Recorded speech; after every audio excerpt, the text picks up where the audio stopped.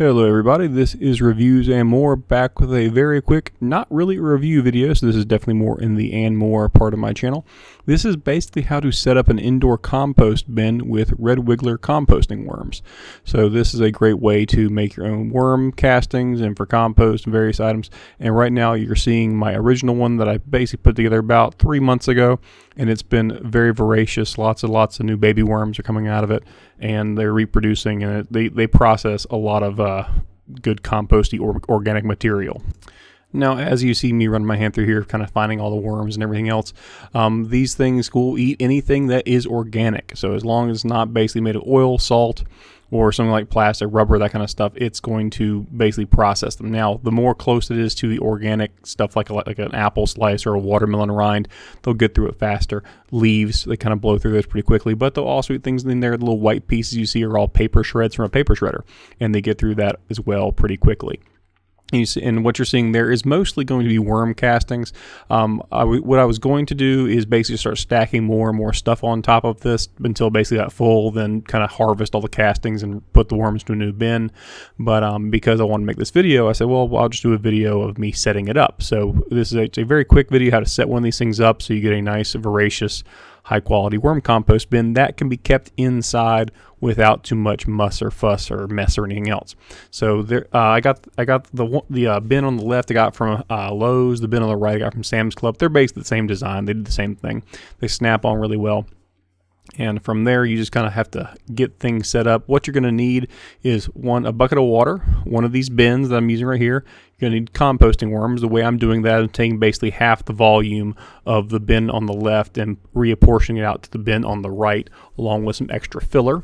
You're going to need either you're going to need some kind of filler, and the two best options for you are going to be peat moss, or if you want, you can use coconut coir, which is basically just like shredded coconut shells.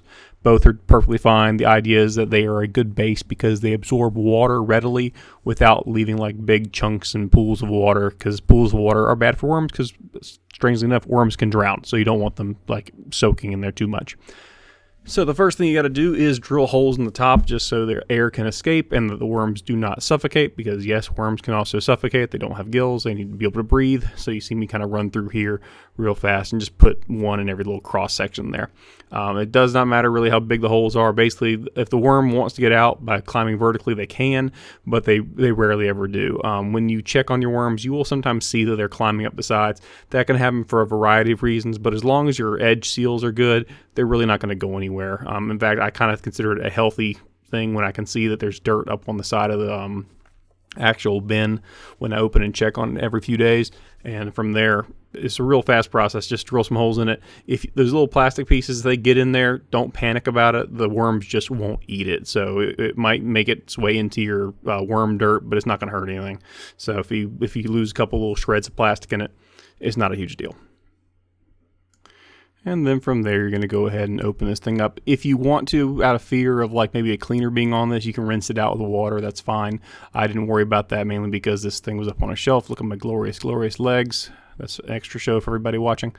But once you get this thing set up, the first thing you're going to do is get your filler. Again, it can be that coconut material or it can be peat moss. Those are the two ones I recommend because of how well they absorb water.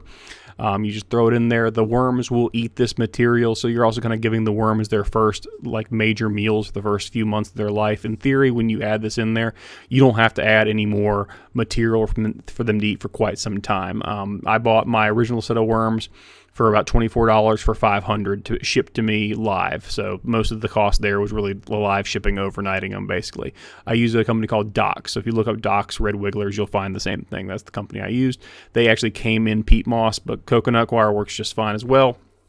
So from here, you're going to add water, and the way you know you have enough water, and I actually put too much in the first time and it got too wet, is you want to be able to grab a handful of it and it should squeeze, and when you squeeze it, only a couple, like 1 or 2 drops should come out when it's squeezed fully. That's going to be how you know what's going on.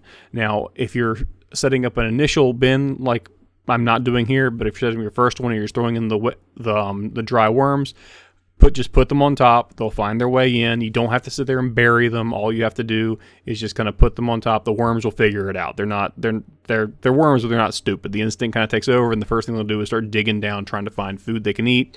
in addition to what they're packed in when they were shipped. So you see here, I kind of got a little bit too wet. Just solve that by adding in more of the filler.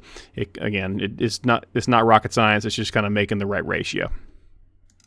As you're adding it more and more in, it's going to basically become less wet.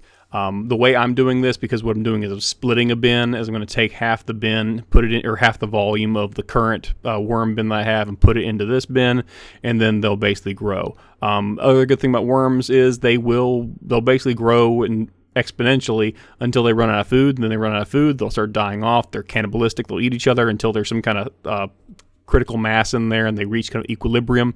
If you feed them nothing and it gets dry, the worms die, just like any other animal.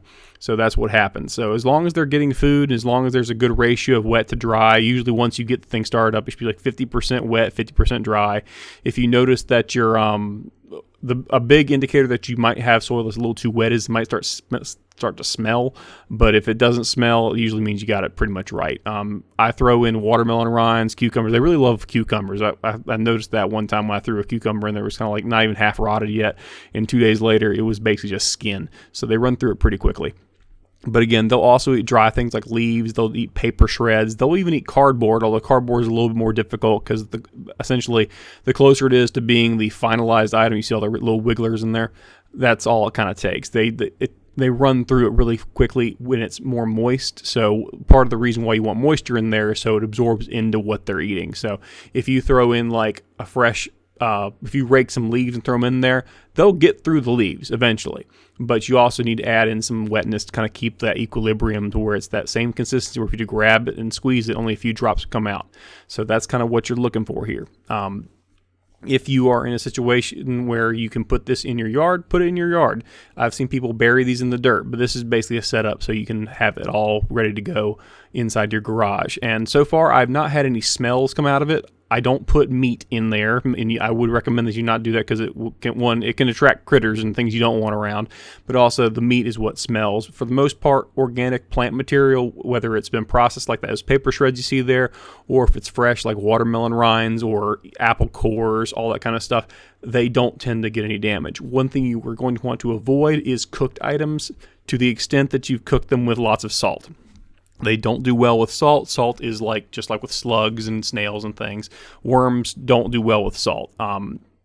So other than that, they're really pretty hardy. And just make sure it doesn't get super hot. This is a black bin, which means if it were sitting outside in my July, August 100-degree weather, it might kill the worms, but also it should do okay if it's inside. The one thing to note about red wigglers is they only have a dig depth of about 6 inches. So if you try to pile this thing with 12 or 13 inches worth of like filler and dirt and compost, they're gonna have a hard time getting to certain parts of it. So just keep that in mind.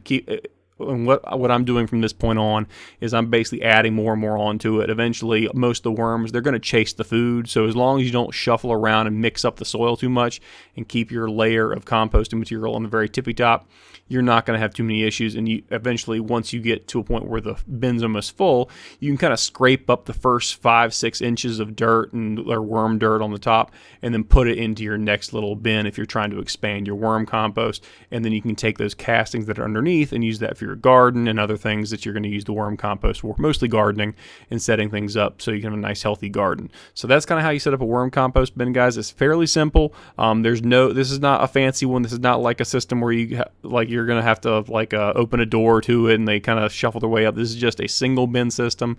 Very, very simple. Remember, the way you know you did it wrong if it starts to stink. If it starts to smell bad, that's usually an indication that something's not balanced out inside the system, which usually means you need to add something in there. Typically, that means it's too wet in my experience. So just add some more dry stuff in there, but avoid any kind of salty materials. That's probably what I'd say. I'd say keep it balanced moisture-wise and avoid any kind of salt. And other than that, you'll be pretty much good to go. Thanks for watching. Have a great day.